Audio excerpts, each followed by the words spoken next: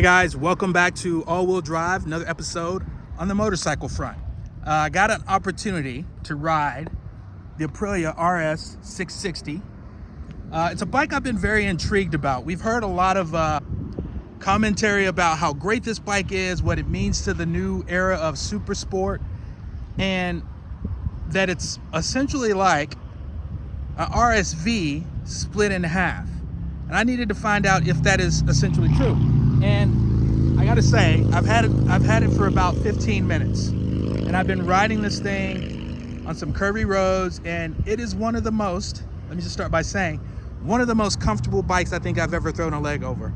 The ergos are just great. The way that you fit on the bike, the seating position, your leg position, the triangle as a whole is just really great from a comfort standpoint.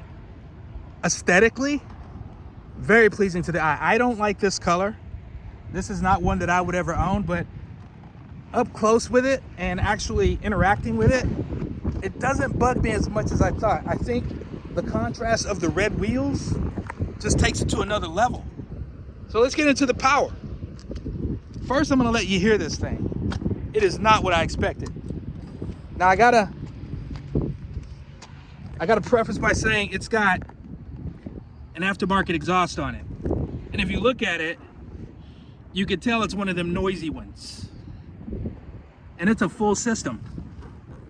So whoever had this bike went all in to try to get that little added value out of it. Really cool dash. Now I will say, as much as I like having the TFT, it is really small. Given the area of space that you have to work with, I think they could have extended this a lot more and made better use of it, but it is what it is. And so it's a really decent job by Aprilia to bring to the market a bike to kind of fill that void of where the super sport class has kind of fizzled out. So this is where everybody's going. With the MT-07, this bike, the Ninja has been improved in the 650 class. So a lot of parallel twins in this super sport arena with the R7. So a lot of different offerings now. And this is the first time I've been on something that has now taken the space of where the typical super sport would live. Now I will say, just on my first initial ride of this bike, I'm very impressed. Its low end torque and grunt is really impressive. It pulls pretty consistently up past that point, but it doesn't have as much bite as I think it should, or as other bikes prior to these parallels did once they reached their peak torque range. So if you got up to about 8,000 on a R6, you start to get busy, and then once you got to about 10, you start to get frenetic. This bike seems to have a real initial sort of pull. It's pretty steady once it hits its middle, but it's not as forceful as the initial. It's just a very linear continuation. And then as you get to the top, you just need to start shifting. But that's not to say that it's without fun, without spirit, without excitement. I see the appeal. I think this would be a really good bike for somebody who either has never had the old school Super Sport 600, who's coming off of something like a 400 or a 300, or who just wants a more mild bike. If you did have an R6 and you kind of had it just to be accepted with your peers, but you never really rode it the way the R6 was intended to be ridden, this is probably the bike for you. As I said, let's get into the sound of this thing. This thing sounds pretty badass. My RC51, I'm just gonna let you hear it, okay? Let's wait for that noisy bastard to go by.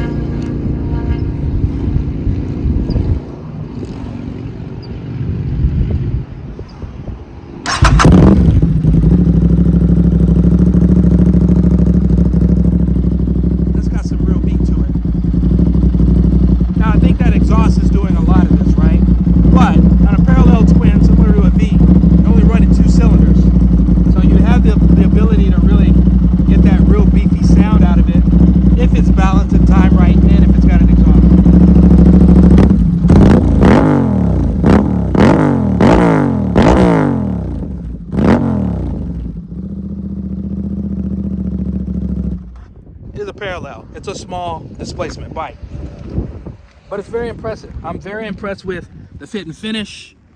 Aprilia has gone to great lengths to ensure that this is a competent bike, instills confidence, and if nothing else, has the looks, man.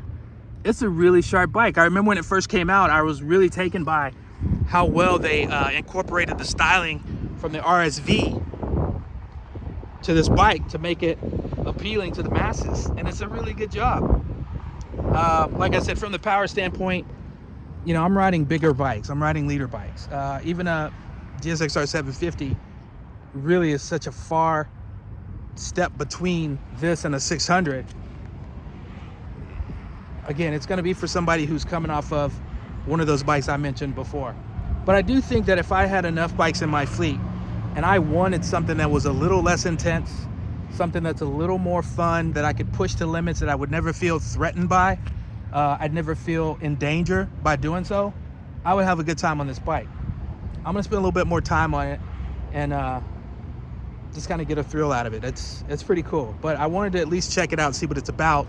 Tell you guys my thoughts on it. And yeah, I mean, the swinging arm, I mean, that's a pretty solid swinging arm for a bike that's in this lower performance arena. Typically what you'd see from like the makers of the Ninja, and I mean even the Honda 650, which has an inline 4, that bike doesn't outperform this bike. It's not got as an aggressive of a swing arm as that. You've got a stress member here on the engine, so it's attached straight to the engine. So it's been done in the same way that they would have done the higher performance variant of this bike. It's running a 180 series tire on the back, which is legit. Clearly nobody's gone very far with it. But all in all, man, I think this is it's a pretty solid bike. I'm pretty impressed. So that's my impression of this bike so far. So I want you guys to take a look at it. I don't know if any of you have had any interest in these, but it's got a quick shifter. It works pretty well. It does have a little bit of a hiccupy feeling to it. So working through this system, I'm just trying to see personal code. I don't have a personal code. Okay, I'm in dynamic. Oh, I'm in dynamic. Oh, that might be game changing. I'm gonna take it out again. So first it had commute on here. When I first got on it, it said commute. So I'm gonna get on and take it for a ride and see what this dynamic is about. See if a damn thing is really dynamic. All right.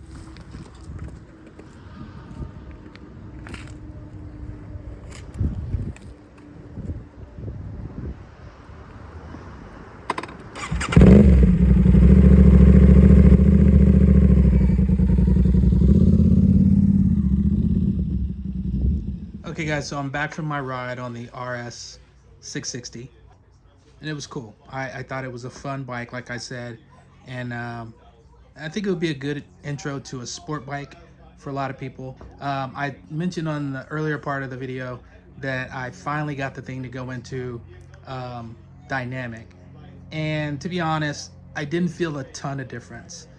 Into a further ride, I found a little place to ride a little bit more spiritedly, and I actually got it into challenge mode, which basically puts a clock on the screen of the TFT, and it sets up a counter like if you're doing laps on a racetrack. So okay, that was cool. The conclusion on the bike is I didn't really sense a whole lot of variation between the modes that I was in. So the commuter mode, when I first started, I mean, it felt grunny off the low end. When I switched it to dynamic accidentally on purpose, it kind of felt the same. And then in challenge mode, I don't know, I couldn't tell the difference.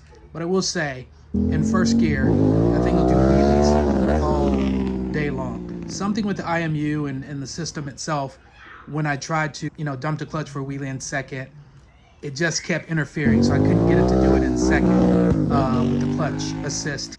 It pulls hard from 1 RPM up to about 5, and then at about 5 RPM it kind of levels out and it continues to pull, but I feel like you've peaked on the torque and it becomes very flat, and you just keep moving until you hit red line, and then you just upshift and you just start all over. And it's a spirited ride. I think for what 600s were like say in the late 90s, maybe early 2000s. I remember having a 2003 Yamaha YZF 600R, not the R6, but the 600R.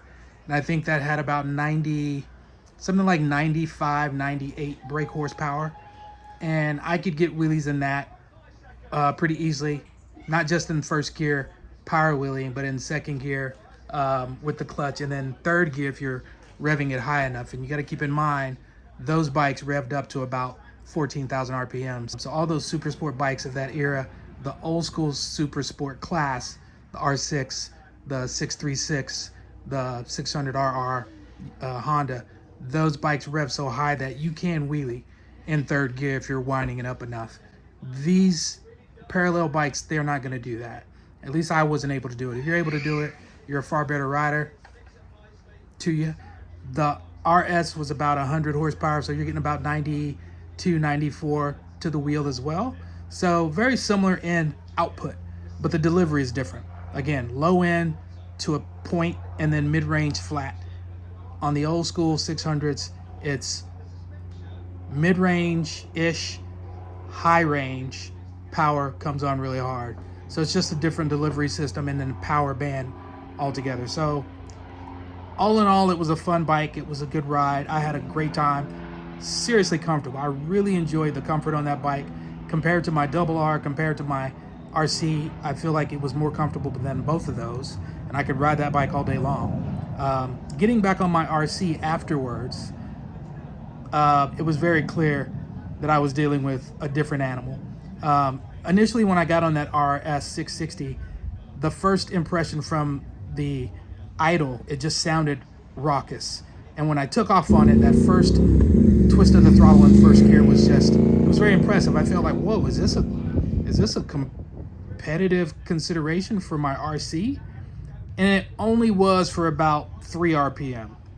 And then it was like, okay, it's not really that potent, but it's significant.